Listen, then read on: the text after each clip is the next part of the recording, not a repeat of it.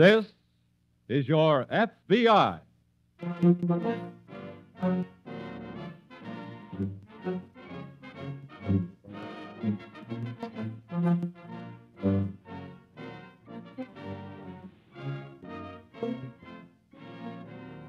This is your FBI, an official broadcast from the files of the Federal Bureau of Investigation, presented as a public service by the Equitable Life Assurance Society of the United States. To your FBI, you look for national security, and to the Equitable Society for financial security. These two great institutions are dedicated to the protection of you, your home, and your country.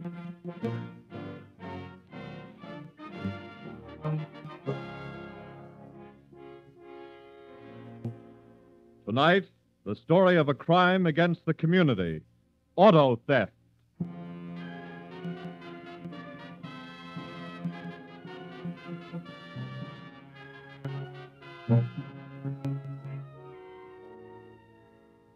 5 years ago, the theft of a car in your neighborhood was a matter of passing interest. In a newspaper, it was reported on the back pages or not at all. But today, the automobile has graduated from the luxury class to one of vital necessity. An automobile in first-class condition is a high-priced commodity, and there are hundreds of buyers for every seller. Into this fertile field of buyers at any price has moved the racketeer. A racketeer who needs only a car, a stolen car, a forged bill of sale, and an unsuspecting buyer. Mobility is his chief asset, but it's also his chief liability. Because the act of driving a stolen car across a state line is a federal offense. And the FBI, in cooperation with local law enforcement agencies, has been relentless in this war against this type of criminal. Sometimes the first lead on a case of this type comes as the result of a routine check, beginning as this one did with a couple driving along a road south of Richmond. A distinguished-looking couple, a couple just married. How can you even see, darling? That rain is coming down so hard. We'll stop at the next town if it doesn't let up. Tired? No, I feel fine. This was a wonderful idea. What, dear? This trip. Not much of a honeymoon, having to mix business in along the way. Oh, darling, I love it. This is the way I've always wanted to live. I used to go crazy being cooped up in the same place, seeing the same people. That can be dull. My mother was wonderful. She couldn't understand how I just met you and 3 weeks later wanted to marry you. She said I didn't know you, didn't know your background. Well, mothers are like that. I just told her I didn't care. Charles, look out, we're skidding. Faye, are you all right? Yes, I think so. Oh, thank heaven. How about you? I'm okay. Oh, What's the matter, dear? look at the front of the car. Oh. Yeah. Let's get out. It's all smashed. I know. Let me help you, dear. Thanks. Where are you going? Just getting the license plate. License plate? Aren't you going to call a garage? No, it's too much bother, dear. Then what are you going to do? Leave the car here. What? Now, don't worry, sweetheart. I'll get another one tomorrow.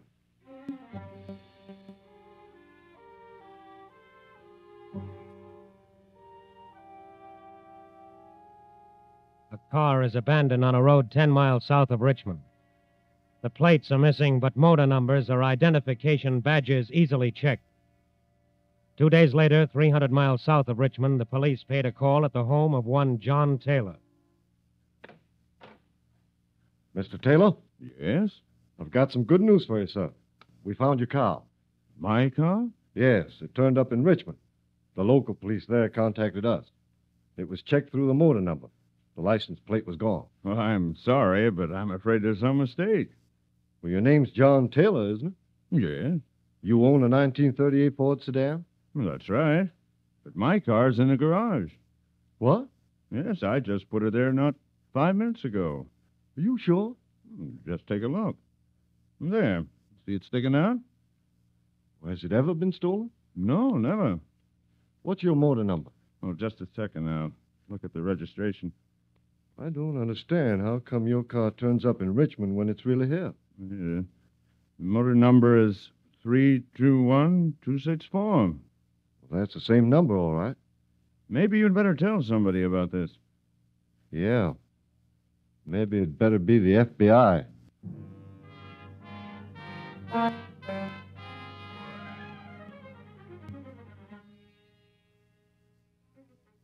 If there is an axiom in crime, it is that a mistake will be made sooner or later. The abandoned car, the car that was wrecked on the road south of Richmond, was examined by special agents of the FBI. Portions of the motor were removed and sent to the laboratories in Washington. After certain exhaustive tests were made, a report was forwarded to the FBI Richmond field office.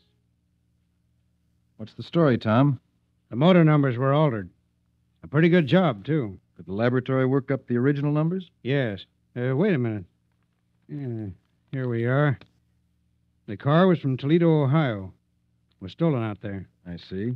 Was then registered here in Virginia under a false name and with the aid of a fictitious bill of sale. With the idea of reselling it here, I suppose. Yes, Sounds like a very professional job. I know.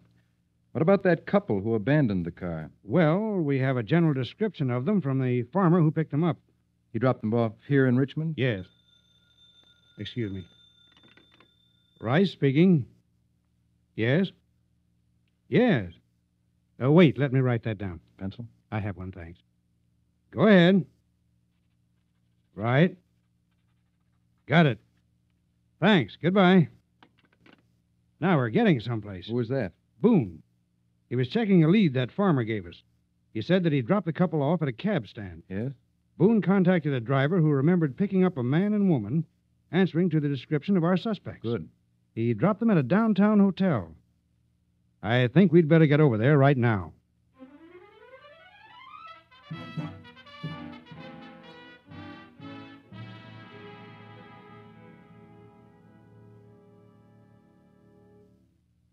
Go ahead, gentlemen.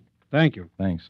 Take us to the fourth floor, please. This is the only couple who answers to the description you gave me. Their name is Meade. That's right. Mr. and Mrs. Charles Meade. They're very charming people. How long have they lived here? Oh, on and off for several weeks now. What do you mean, on and off? Well, they've taken several short trips, but they've kept their room. Oh, Go right ahead. The room is down here to the left. Very well. Do you know anything about what business Mr. Meade is in? Why, he's a salesman of some sort. I don't know his line. You've talked with him? Oh, yes, we've been quite friendly. I've dined with him several times. That's why I'm sure you must have the wrong party. We'd like to talk with him anyway. Here we are, 412. I'm not so sure that he's home. Why? Well, he borrowed my car this morning. His was being repaired. He borrowed your car? That's right. Have you a passkey with you? Yes. I'd advise you to use it. What for? I have an idea that Mr. Meade is no longer a guest. Well, goodness, Wait, I have a key right here. Excuse me. Surely. Heavens, you were right. Everything's been moved out. How did you know he'd be gone? Because he borrowed your car. That happens to be his line of business.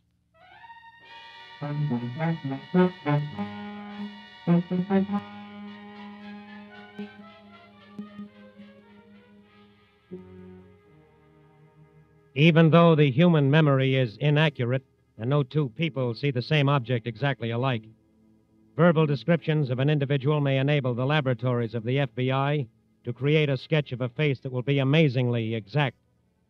This has been done successfully in many cases where no photograph is available in the records. A description of Charles Meade and his wife was teletyped to all law enforcement agencies in the neighboring states. But professional car thieves move swiftly. And even as the alarm was on the wires, the Meades were already established in another hotel in another city 200 miles west of Richmond. Faye, Yes, dear? did you see my brown gloves? They're right here on the dresser. Oh, thanks. How do I look? Oh, very handsome. Well, I have to run over now and see a prospect. Charles, Yeah? before you go, I'd like to talk to you about something. Honey, I really have This is very important. It's about you. Well, Darling, what do you really do? what do you mean? Your work. Well, I told you I'm a salesman. I know that's what you've told me. But I'd like you to explain a couple of things. Like what? Well, the things that happened back in Richmond. I don't know what you're talking about, honey. That car we wrecked. You're just leaving it there. I attended to that later. I had it sent to a garage. I don't believe you. Oh, well, now. You want me to Claire. tell you what I do believe? Do you? All right. That was a stolen car, wasn't it? That's how you make your living. Yeah. I thought so. Look, darling, I couldn't tell you. Why? Because I love you. I knew if you ever found out the truth, that would be the end of us. That would be the end of... What are you laughing at? You. Huh? Why did you think you could keep it from me, Charles? And why did you think it would matter? Hey. Come here. Well? I think it's wonderful. What? I love it. And I want to work right along with you.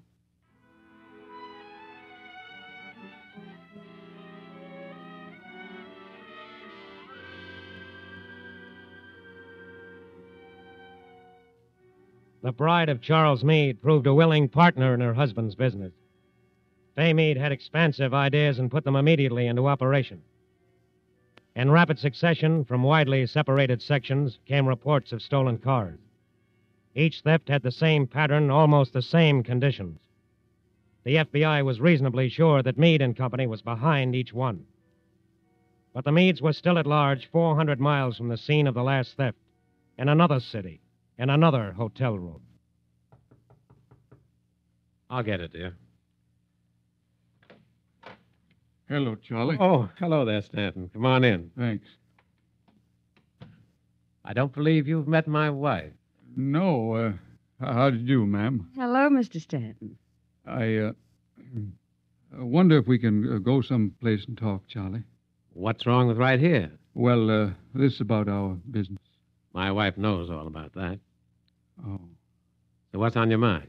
Well, my reason for coming up here was to tell you that we're going to split up our partnership. Why? What's wrong? Nothing wrong. I just think the time has come to quit. You mean you'd rather hook up with someone else? No, I just want to get out of the whole business. My garage is doing well. I'm making enough money legitimately. I don't want to spoil that. Well... Charles, Yes, sir? may I ask Mrs. Stanton a few questions? Well, sure, go ahead. Mr. Stanton, you've made a lot of money with Charles, haven't you? Well, yes. I believe he even set you up in this garage in the first place. He wanted a front to dispose of the cars. That's right. Then it's not going to make it very easy if you walk out on it. I'm sorry, Mrs. Meade. That doesn't help. Look, I never liked this business in the first place. I only did it because I needed money desperately. I know, but after Wait, all, what Charles. about... Mr. Stanton, I'd like to point out something to you. We have 8 cars stored away. 8 cars that my husband worked very hard to get. Now you're going to sell those cars for him just as you originally agreed. I can do it. Then you leave us only one choice. What do you mean? We'll have to spoil that respectable front you've been maintaining. Now, just a minute. I mean it, Mr. Stanton. I believe you do. Now, when do we send you the 8 cars?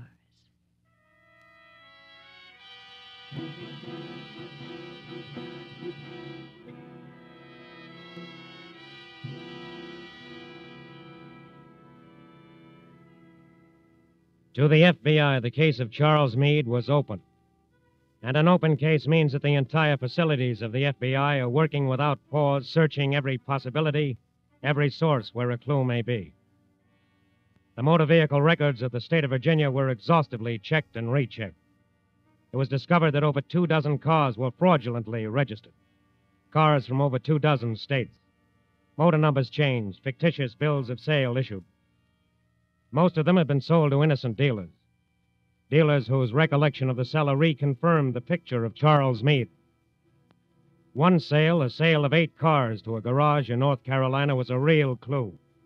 A real possibility for positive information. Agents of the FBI paid a visit to Mr. Stanton, the owner of that garage. See, gentlemen, I'm just at a loss to understand any of this. I purchased those cars in good faith. You had no idea that they were stolen, Mr. Stanton? None whatsoever. Who sold them to you? Was various people. People you knew? No. According to the registration records in Virginia, one man sold all of those cars to you, Mr. Stanton. Well, Suppose you give us the real facts. one man did sell them. But he told me he represented several owners. Who was this man? Name was, Crawford. George Crawford. How did you meet him? He answered an ad I put in the papers. And then he came here to my garage. Can you describe him? Not too well. Do you mind if we take a look around the garage here, Mr. Stanton? What for? Just a routine inspection. Very well. Go ahead. I'll go out back to the office, get you those registrations. Thanks.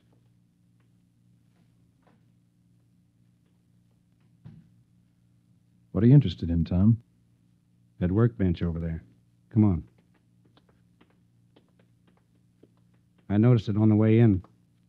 It had some very familiar equipment on it. Look it over.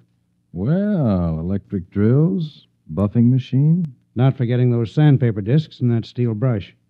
Very handy equipment to alter motor numbers on stolen cars. Yes. Do you think... That came from the office. Yes, come on.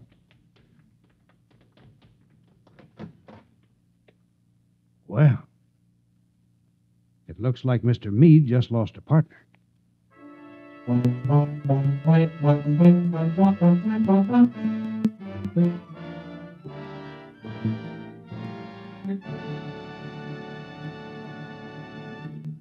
We momentarily close the Federal Bureau of Investigation file on Charles Meade, car thief. We will return to this case in just a moment. Let's suppose that all the members of the Equitable Society decided to live together in one community. The result would be a city almost as large as Chicago. For this society now has over 3,200,000 members. Actually, of course, these equitable members are widely distributed. Every state in the Union is largely represented. And by the same token, every section of the nation benefits by the investments of Equitable Society funds. The premium dollars sent in by Equitable members are used to promote industry and agriculture in all parts of the country. Equitable dollars help finance shipbuilders on the Pacific Coast, ranchers in Wyoming, oilmen in Texas, miners in Minnesota, coal producers in Pennsylvania, farmers and workers throughout the land. And so this great mutual organization is indeed well named the Equitable Life Assurance Society of the United States. In both its membership and the distribution of its investments, it takes in the entire United States. And so you see, by serving its members, the Equitable Society serves America. And now back to the file on Charles Meade, car thief.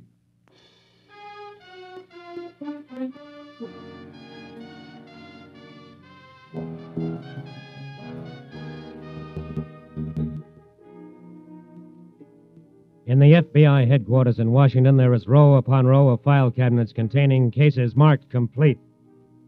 An examination of any one of these will show that every thread, every rumor, every bit of information pertinent to that case, however minute, has been investigated to a conclusion. There are no loose ends, only complete and irrefutable proof. The suicide of the garage keeper enabled the FBI to uncover many additional facts regarding Charles Meade. Special agents conducted an intensive search in the dead man's garage. Records were combed over, correspondence checked. Finally, out of this painstaking work, there emerged a clue. A small clue, a letter that had been mailed to the garage man by Meade over a year before. A letter sent from Portland, Oregon. A letter with a return address. A teletype was sent to the Portland field office, and a special agent was sent to the address to investigate. I bet this has something to do with my nephew, Charlie. Charles Meade? That's him. I was right, huh? You know where he is? Nope, I haven't seen him in over a year. He went east to Cleveland, but I know he isn't there anymore. Why not? 'Cause I wrote him at the address he gave me. The letter was returned. May I have that address anyway? Sure, but I don't think it'll do you any good. Charlie moves fast and often.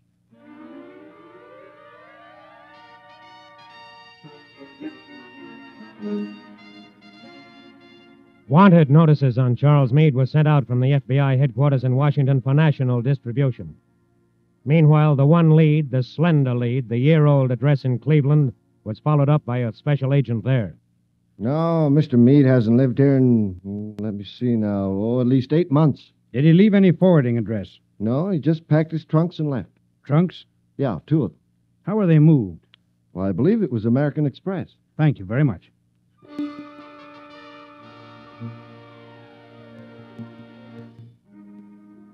A search of the Express Company records, a long, tedious search, was finally rewarded. The record showed that 2 trunks belonging to one Charles Meade were picked up at the Cleveland address and delivered to an apartment house in Louisville, Kentucky. Charles Meade moved out about 2 months ago. I understand he went back east to get married. Where in the east? He didn't say. Did he leave any trunks? Yes, 2 of them. Did he take them with him? No, he had them sent to storage. Here in Louisville? Yes, to the Acme Storage Warehouse.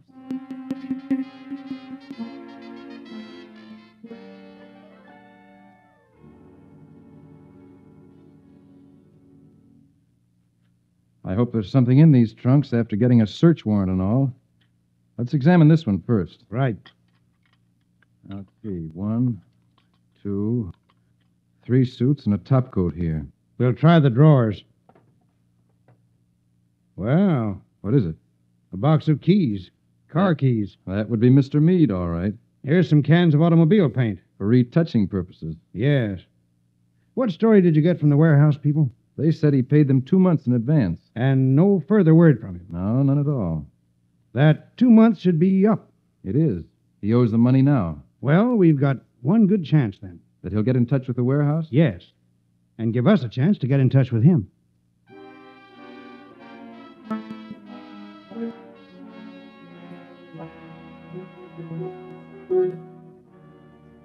The special agents kept in constant touch with the warehouse. One day, 2 weeks after their first visit, a letter arrived. A letter containing a money order. A money order signed by Charles Meade. But Meade was still clever. Although the letter was postmarked St. Louis, Missouri, there was no return address. The money order, however, was issued at the Gardner Postal Station, which is located in the suburbs. Special agents went there at once. That's his complete description. I see. Do you recall him at all? I'm trying to think. The money order was issued last Tuesday. Well, that might be a help. Tuesday. And that was a pretty slow day. Did any strangers come in here at all? Yes. Yes, I remember now. The fellow came in here around noontime. Yes. He was... Well, say, he looked just like the fellow you described. Are you sure? Of course. I remember him real well now. He told me he was just driving through. Did he say where he was heading? No. Oh, now wait, though. He did ask one question. What was that? He wanted to know about a good tourist camp. Yes? I recommended Brockton's place. That's about 6 miles further out. Brockton's place. Let's go, Tom.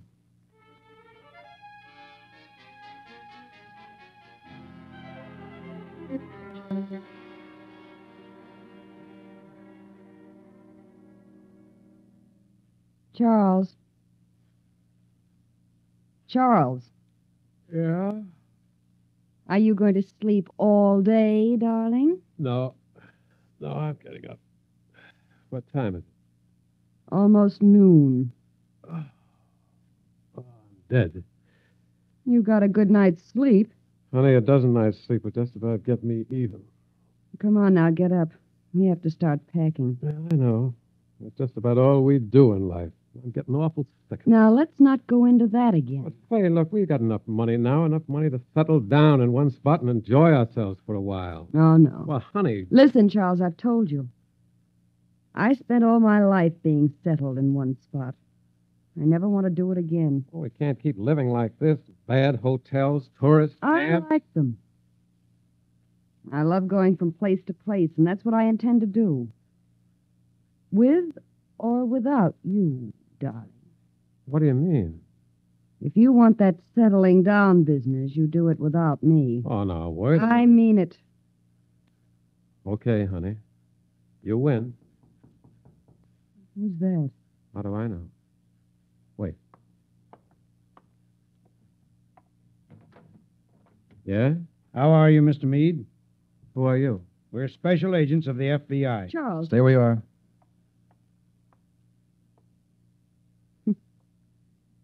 Well, it looks like you're going to get your way, darling.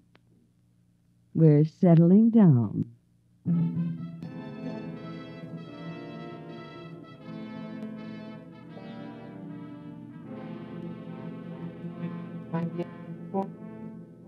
Abnormal conditions brought on by the war have opened lucrative fields for the criminal. Lucrative temporarily because the criminal has to risk a battle of wits and a battle of endurance with the FBI. And that is a battle he cannot win. Last year alone, over $5 million worth of stolen cars were recovered, and over 2,000 car thieves were convicted. The FBI is and will be relentless in the apprehension of anyone threatening the security or rights of the people of the United States. It is your organization. It is part of the government, and the government is you.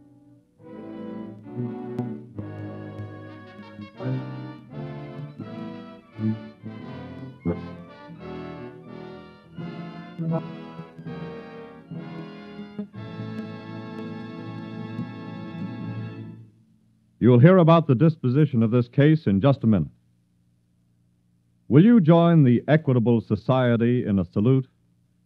A salute to the men who weld the plates and hammer home the rivets, to the men and women whose strong right arms have built ships and more ships far faster than Nazi U-boats and Jap suicide planes could sink them. Since war was declared, America's shipyards have added 100,000 vessels to the Navy. And for the Navy and Merchant Marine together have launched $40 billion worth of shipping. And all this in addition to countless repair jobs on all types of vessels, from battleships and flat tops to submarines and minesweepers. That's proof, if any proof was needed, that the way we do things in America is more than a match for any other way or any other system, bar none. Members of the Equitable Life Assurance Society of the United States are proud to know that their premium dollars have backed up the shipbuilders, that Equitable Society funds are invested in this, America's second largest war industry, as well as in scores of other great manufacturing enterprises now concentrating on war production.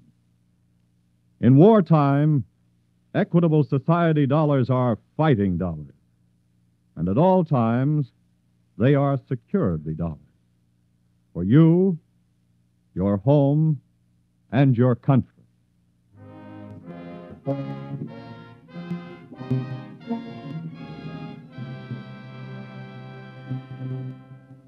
After being indicted by a federal grand jury at Columbus, Ohio, Charles Meade and his wife pleaded guilty to violating the National Motor Vehicle Theft Act. They were each given sentences totaling 20 years in a federal penitentiary.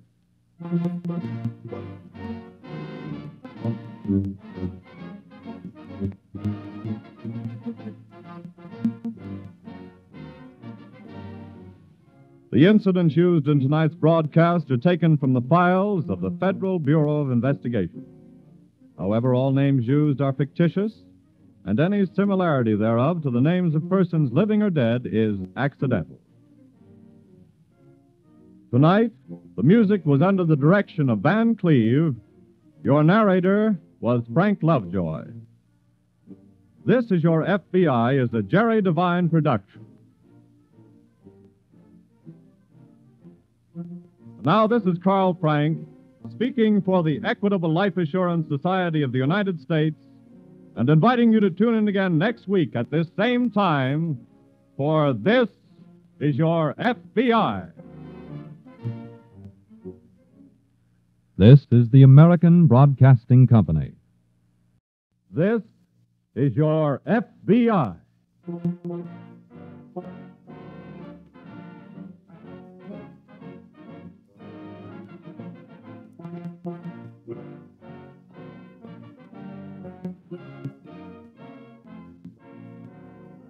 This is your FBI, an official broadcast from the files of the Federal Bureau of Investigation, presented as a public service by the Equitable Life Assurance Society of the United States.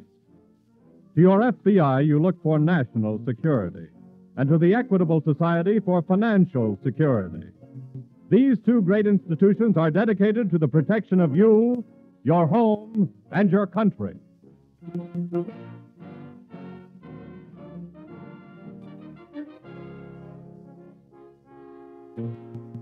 Tonight, the story of a crime against our nation. Espionage.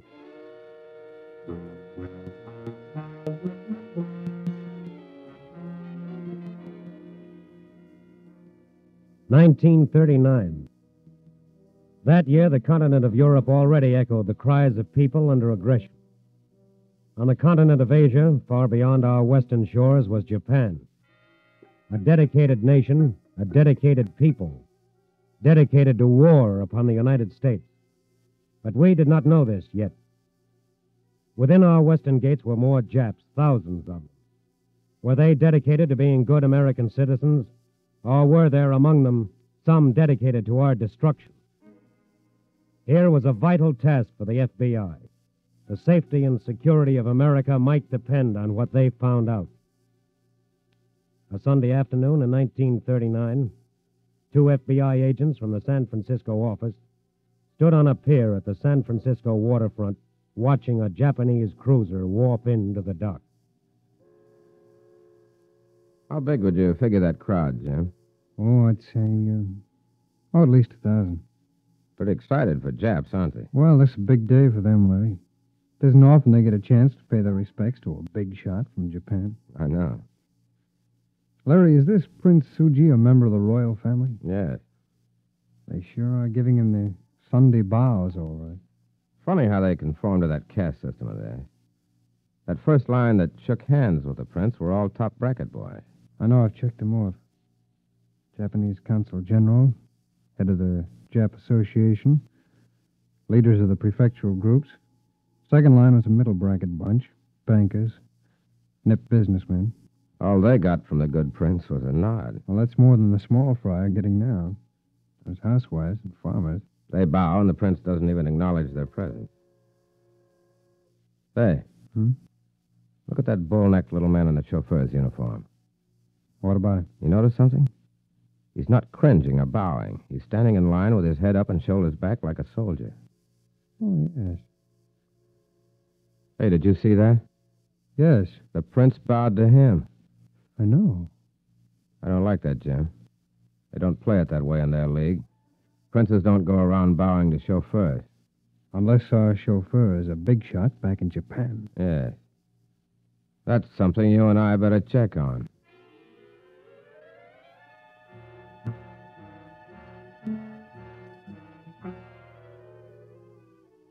One Jap bowing to another Jap. A pair of striped pants and cutaway coat bowing to a chauffeur's uniform. The two FBI agents, troubled by what they saw, investigated and learned the chauffeur's name and background. Then they took their information to the agent in charge of the San Francisco office of the FBI. That's the story, Mr. Walker. A prince bowing to a chauffeur. That is unusual. Yes. Did you follow this man? Yes, sir. He lives at the Osaka Hotel. His name? Yasu Kajioka. Did you learn anything about his work? Yes, he drives a big Cadillac. He owns it. He runs some sort of escort service with headquarters at the hotel. Anything else on him? We found out that he's been a very active worker for many of the local Japanese associations. Well, I think we should do a thorough check on Mr. Kajioka's activities. Won't be too easy. We could use some help. From whom? Someone of his own race. A Japanese who is loyal to us. Well, we might try the university. They have quite a few Japanese-American students there. That's a good idea. Suppose I arrange with the Dean of Studies out there for you to have a talk with him. Fine. I'll get him on the phone right now.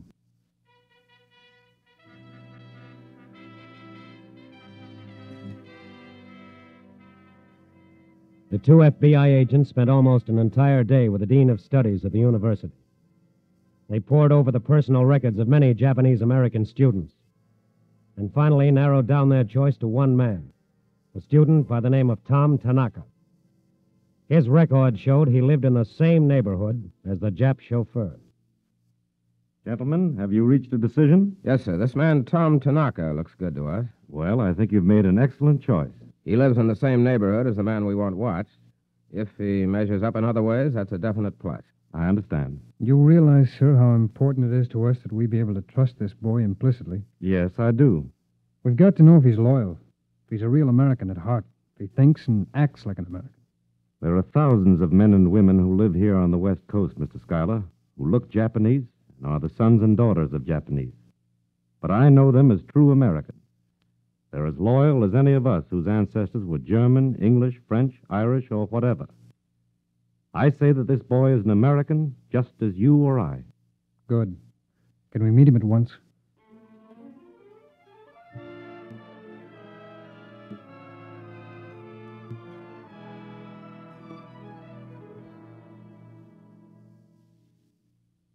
Tom, I imagine your dean has told you that we're special agents of the Federal Bureau of Investigation. Yes, sir. He has. We've selected you, son, from the list of the entire enrollment of Japanese Americans here at the university. As a student? No. No, as an American. Well, what about it? I am an American. We believe you are, in every sense of the word. Has somebody been talking about me? No. Then what's this all about, sir? Tom, we want you to help us. How? In a very important, perhaps very dangerous way. You want me to work with the FBI? Yes. Do you know a man called Kajioka? Yasu Kajioka? Why, yes, we're neighbors. I helped him compose letters in English. Several times. Good. Would he remember you? I think so. He said once that he might give me a job doing secretarial work in my spare time. Why do you ask me about Kajioka? We need a loyal Japanese American like yourself to help us investigate this man. We want to know if he is connected with any un-American activities. What do you want me to do? Help us to get information. Tom, all we want are facts. I see. You said that you know Kajioka, that he offered you a job once. We want you to go to him. Take the job. We're giving you the opportunity to do this as an American, Tom. Well, what would I say to Kajioka? How would I ask for the job? You'd tell him that you're in need of money to finish your studies. If he hired you, you'd undertake at once to impress him with your love of Japan and the Japanese. We don't want you to put your life in danger. You'd be cautious, never inquisitive. What do you say, son? I'll do it.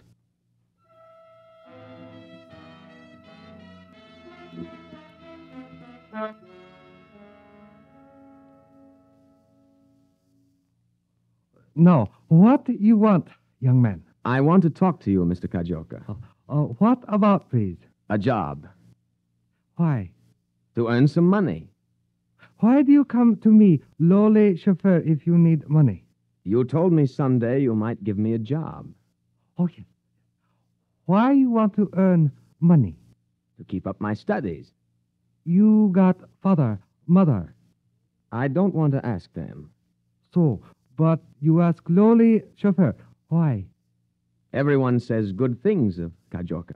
Oh, good. You hear perhaps I visit cruiser. They say Kajioka was greatly honored. So, they say correctly. Please, you sit down. Thank you.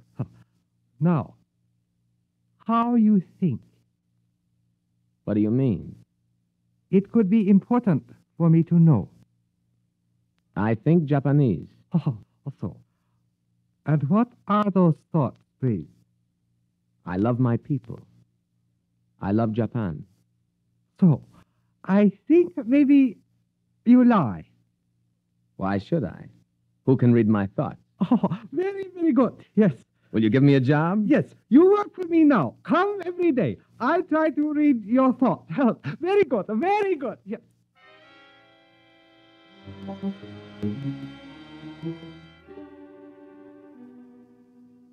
Once the all-important inside contact had been made, many FBI agents took up the trail. They learned that Kajioka always drove Japs who were easily identified as high-ranking naval officers on vacation. They learned that he was the head of a secret Jap organization on the West Coast, the Hamusha Kai, boasting over 10,000 members, all eligible for military service in Japan. The society masked itself as a charitable one. Charity in the sense that thousands and thousands of dollars were drafted from the members and sent back to Japan. Why? The answer came quickly and dramatically. One night on a street corner, young Tom Tanaka reported to the special agents of the FBI. Tom. Yes, sir. Here we are. I haven't much time, sir. I've got to get back. What have you got, son? Something big is cooking. There's a great meeting called in the basement of the Japanese high school for tonight. Kajoka will make an appeal to get more funds to send back to Japan. I see. Also, they are to show preparedness movies sent over from Japan. Are you supposed to attend this meeting? Yes. Kajoka will expect it. Tom. Yes, sir. We need a list of the members in that organization. Practically everything depends on our getting it. Do you think you could go to the meeting, get the list, and get away alive? Yes. The pictures may go on about 8 o'clock. I'll try and sneak out and meet you here then. Good boy. Good luck. We'll be waiting.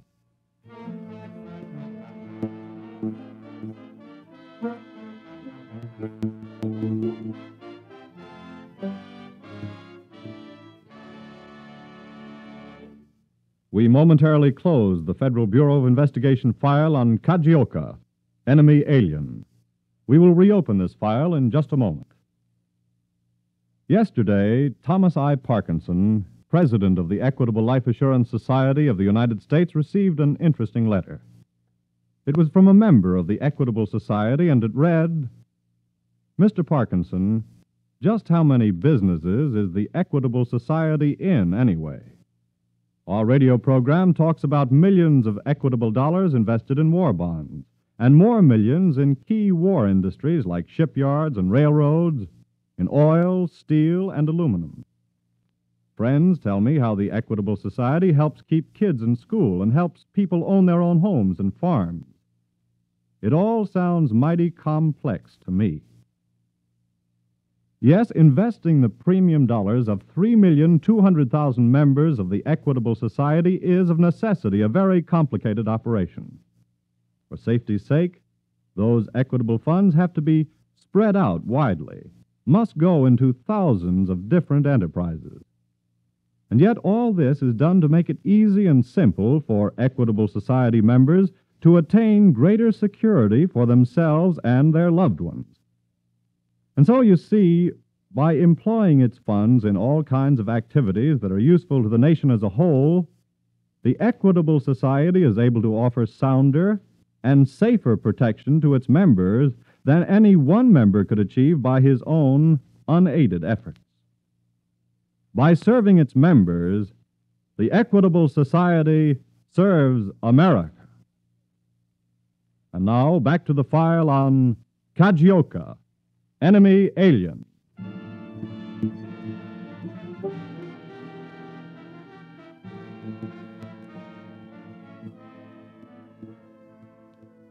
"1939. In that year, there wasn't even a slight buzzing in our ears to warn us that enemy planes were warming up for an attack. There was nothing in the word protocol to make us think of anything but where the wife of some ambassador might have to sit at some state dinner. Yet 2 men of the FBI, standing on a dock at San Francisco, had seen in a bit of Jap protocol enough to make their blood run cold. Enough to make them, on their own initiative as Americans, set up a series of patient, exhaustive, dangerous investigations which inched down 1939 through 1940 and brought them on the evening of February 3rd, 1941, to stand tense in a darkened hallway near a high school in the Jap section of San Francisco. Watch it, Jim. Don't let that street light hit you. I've counted about 2,000 have gone into that meeting so far. Still coming. Kajioka sure must have passed the word along. What time is it? Almost 7:45. Looks like the meeting is getting started. Somebody coming along. See that shadow? Pull back here. It's Tom. Tom, here. Oh, hello. We've got a wonderful break.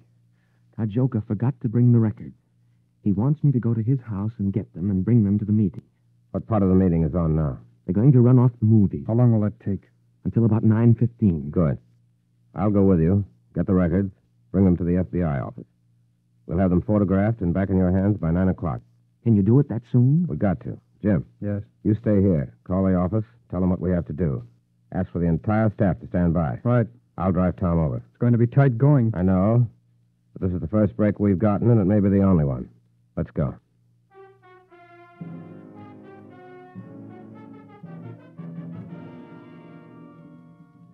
While the movies whipped the Japanese audience up with blatant pictures of Japan's armed might, while distinguished visitors sat rigidly straight in the front rows, their cropped heads marking them high officers of the Emperor's Army and Navy, while almost 3,000 sons of Nippon shared a new sense of oneness, of dedication to Emperor and country, an alerted FBI office, brilliant with lights, crowded with 100% staff, worked feverishly to photograph the secret documents and make the deadline. I don't think we can wait any longer, Mr. Logan. It's 8:54. I know. I've got to be back to the hall before the lights are turned up. We'll make it. 1 minute to deadline. How are you coming? 2 more sheets. The others are finished. Come on, men. Hurry it up. Please, you've got to give me the originals. I can't wait. The movie ends at 9:15. Let's start correlating pages in the original. You know how they go, Tom? Yes, sir. I'll grab them as fast as they're finished. Number 2 is finished. Come on, snap up on number 3 machine. Please, hurry. Hold an elevator. Right. Here you are. This is the final. Thanks. We'll put them together in the car. It's 8:55. Let's go. We'll just make it.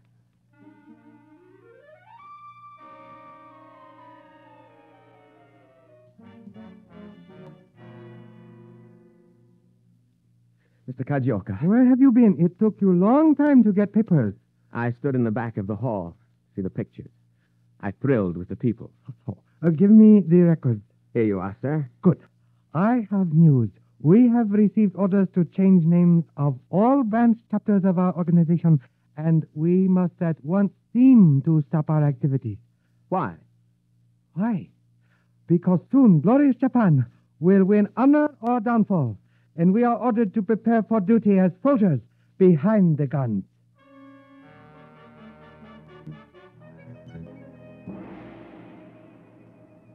The FBI had everything it needed now on Brother Kajioka. His position as head of the secret society. His activity as a chauffeur deluxe for visiting Japanese officers. His role as collector extraordinary of funds for the Japanese war machine. His devious role as espionage agent.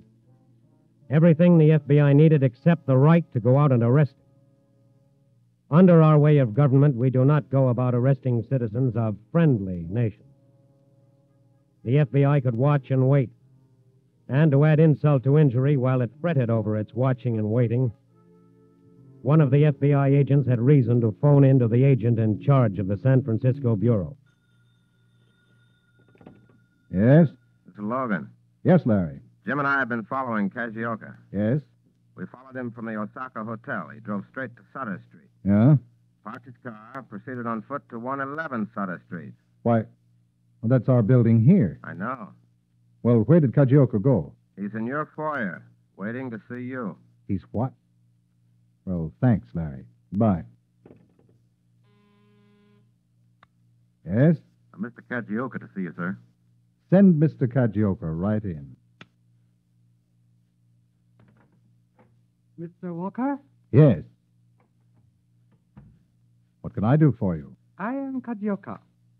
Sit down, Kajioka. Now, what do you want to see me about?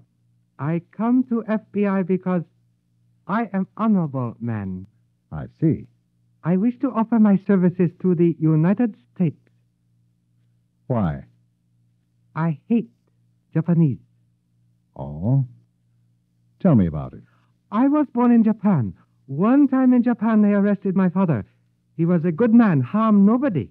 They say he was disloyal, but they have no proof, and it is a lie. What happened to him? I never see him again. They murder my father. And so you hate Japanese? Yes, very much. I would be good agent for FBI. What makes you think so? Japanese government tried to get me to work against United States. You know how it is. You have information on certain secret Japanese organizations here. No? A little. Oh, that is too bad. With me, you get to know much. I know all Japanese tricks. I make valuable agents. Perhaps you would, Mr. Kajioka. You think about it. And remember, I want to work for United States. Great country. I work for FBI and kill many Japs. Well, we're not interested in killing Japs nor anyone else. Sometime it will be necessary. Then you tell Kajioka what to do, where to go. And he goes. Well, thank you very much for your offer, Mr. Kajioka. We'll take it under consideration, and we'll let you know in due time. Thank you so much. Not at all. It will be a pleasure.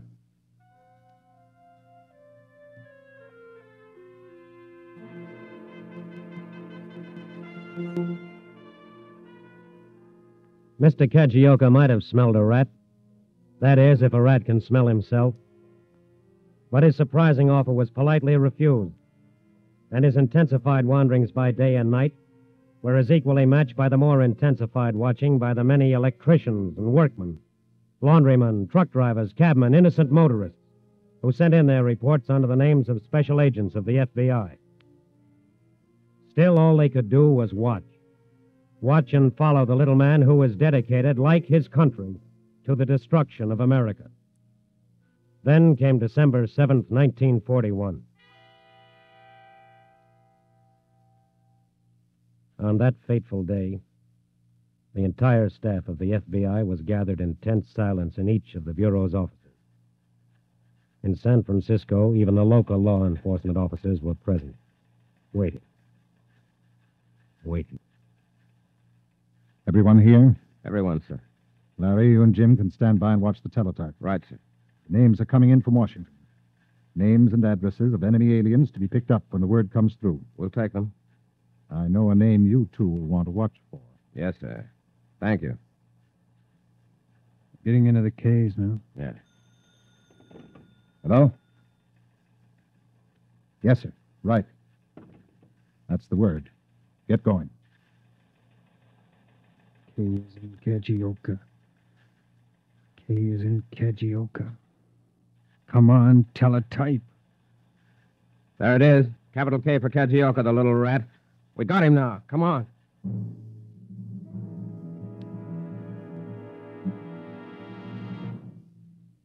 So, now you see who I am. Major Kajioka. Yes. How do I look in my uniform top? Very well, sir. Yes. No more lowly chauffeur. Glorious Japan has struck. American fleet. No more. Pearl Harbor. No more. All gone. Soon planes come. Then transport. Yes. I have 2 revolvers. See? Oiled and loaded. I give you one. Soon our soldiers march in the streets. And you and I will go out and kill every dirty American we see. Yes? Yes. Yes. You watch at the window. Tell me when you see planes. Tell me when you see glorious soldiers of our brave army. I will pour drink for ceremonial toast. Yes, sir. I'll keep watch. Soon I will be colonel, then general. Wait until you see how they will reward me for what I've done. I will be big man. Yes, of course. I hear planes. Do you see them yet? Not yet. Listen, our soldiers are coming. I drink to glorious Japan. They are here. Come in. Banzai! Come on, Kajioka. Uncle Sam wants to see you about a place called Pearl Harbor.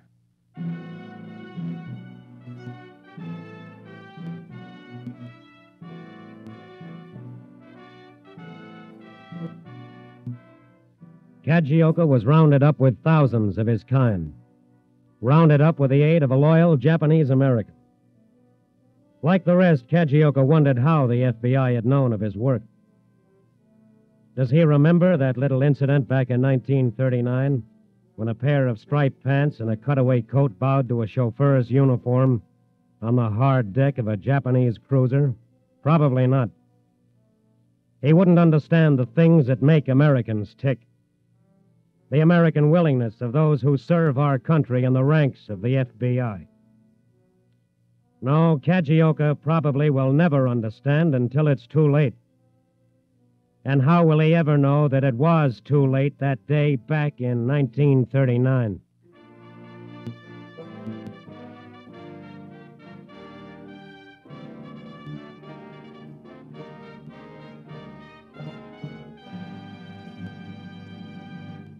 You'll hear about the disposition of this case in just a minute.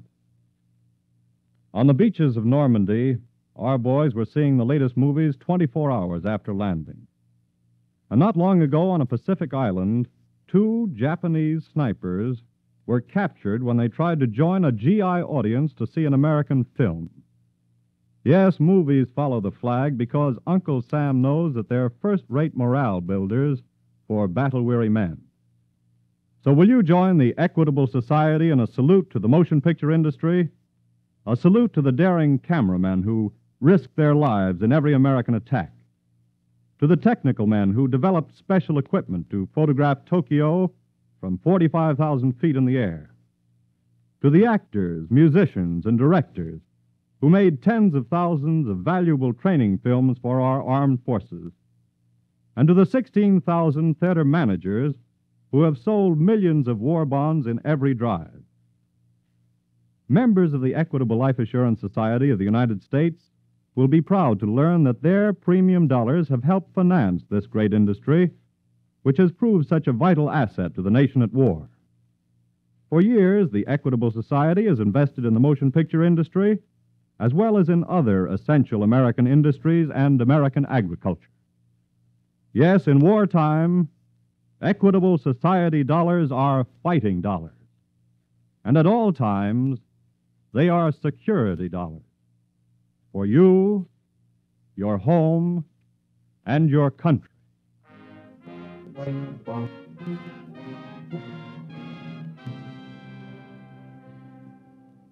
As an enemy alien, Yasu Kajioka was placed in an internment camp to remain there for the duration of the war with Japan.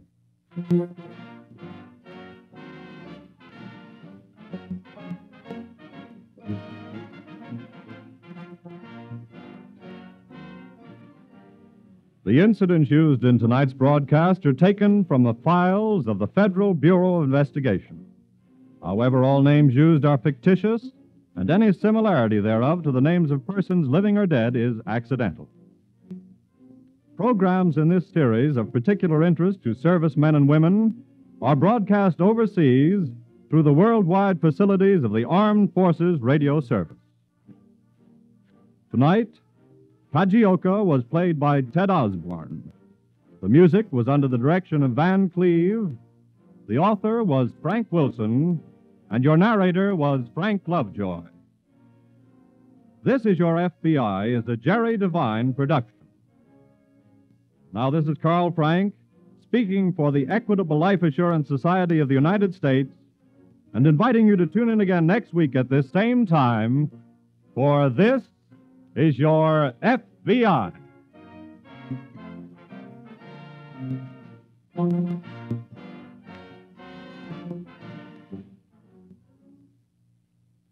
And now the Equitable Life Assurance Society of the United States brings you a message from the Office of War Information. It may seem slightly ridiculous these hot July days to be thinking of winter heating problems. But actually, it's the most sensible thing you can do. The fuel situation is still critical, so don't put off your heating problems and forget all about them. Check your heating equipment now. Order insulation for the walls, windows, and doors of your home. Talk with your fuel dealer and take his advice. Fill your coal bin or your oil tank right away before the fall rush begins. This is the American Broadcasting Company.